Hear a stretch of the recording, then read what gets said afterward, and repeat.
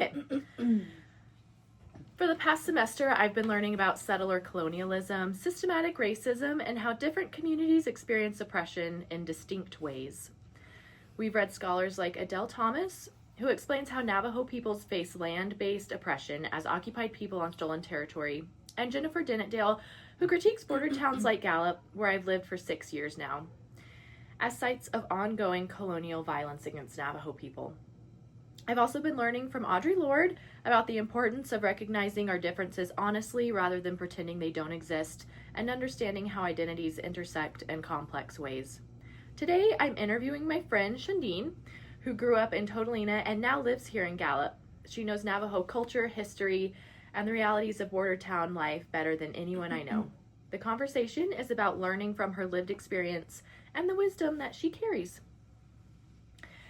Would you like to introduce yourself? Yes. So I can do my whole introduction. So Shandiin Nez Yanishia Heshkashni Nishlan Nashasho Bashichin Tachini Tashiche Ado Kiani Tashanella. So I am Shandiin, and my first clan is Mud Clan, and then I'm born for Bear Clan. My maternal grandfather's clan is Red Running Into Water, and my paternal grandfather's clan is Towering House Clan. Thank you. And I'm from Totalina, and yeah, I've been living in Gallup for 7 years now, and yeah. So my first question to you today, can you tell me about growing up in Totalina? What does that place mean to you and your family? Definitely. So Totalina is between here and Shiprock, and it's right up on the Chusca Mountains, and it's really, really beautiful. We have a lot of really cool, like geographic, like things. Like there's a couple of mesas. There's like some ridges and just like other really cool things. And I love Totalina. Like whenever I go back, I feel like when I look at the stars, like the stars look a very specific way that they don't anywhere else. And my family's been living there for a long time now. Like some of my aunts call that valley from Totalina down to Newcomb like Nashasha Valley, or like the Bear Valley, because that's like where a lot of my dad's family is from, and then my mom's family is also from there. So it's kind of funny because they got together and weren't related to each other, but now I'm related to like literally the whole community now. But yeah, Totalina is just amazing. I love it. There's water that comes out. There's like 2 distinct canyons, and yeah, it's just like where my family's always been. And how would you describe your connection to the land?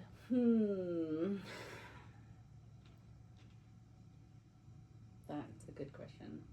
I think because my family's been there for a long time, and it's like my dad would always take me and my sister to look at fossils. We would like run around in the washes, and he would also show us like cultural sites, like where there's like petroglyphs and like I guess just like cultural sites. And I guess like he would always like remind us like how connected we are, and there's definitely something really, I don't even know how to describe it. One time my friend Leah, she was like watching a presentation that was describing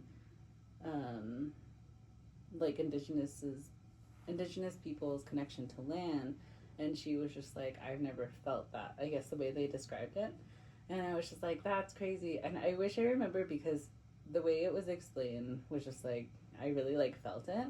But I guess like the best way you can describe it is like, it's just like such a grounding feeling, like at home.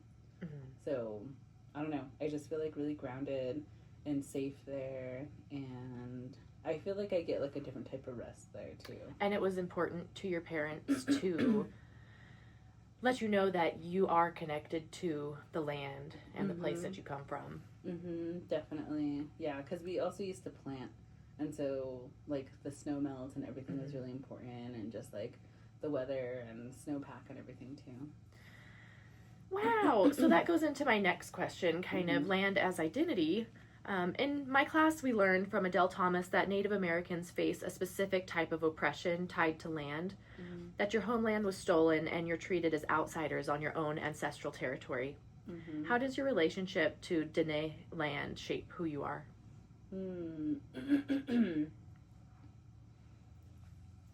So, when I was born, my mom took my umbilical cord, and it's like part of like culture to bury it, like kind of at home. But my mom and my aunt, her eldest sister, made sure to bury it up in our mountain, kind of like near where we have a couple of farming plots. And she planted it near a tree that every now and again my mom takes us back to, and it's like a big tree now, and it's like that's like extra, like that's kind of like me. Right. You're extremely connected to the land. Yeah. In that way. Exactly. So I think like that they've always like, I mean, right, it's like from birth or even before birth of like reinforcing that like we are like of the land and not like just living on it, but we're like part of the whole landscape.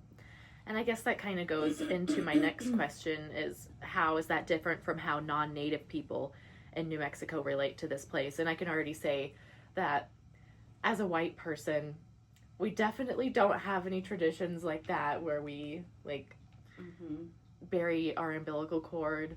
And I know you were telling me about, you know, ceremonies for women coming of age and stuff like that. So, you know, I think our experience in New Mexico is very different from yours. I feel like it's so special that yours is so connected. Yeah. Shifting gears a little bit. So Jennifer Dennett-Dale writes that border towns like Gallup were built on stolen Navajo land, but treat Navajo people as invaders and aliens who threaten white civilization. She describes Gallup as having competing identities, officially the Indian capital of the world, but known by many Navajo people as Drunk Town, USA, a place with a history of violence and exploitation. As someone who lives here, what's your perspective on that? Specifically, do you see the economic exploitation that Dennett-Dale describes, like the excessive liquor stores or predatory businesses that are here? Definitely. Because I didn't when we were growing up, we would mostly go to Farmington, and that also has like similar issues of like border town violence. And then coming here, when I first moved here, I definitely had like all of these assumptions of like just hearing from other people, and all of it is like fairly negative. And people were asking me like, why would you move there? And I was like, well, there's this really cool job. And then because when I first got here, I was kind of like, what am I doing here? But then I like really, really quickly fell in love with the area.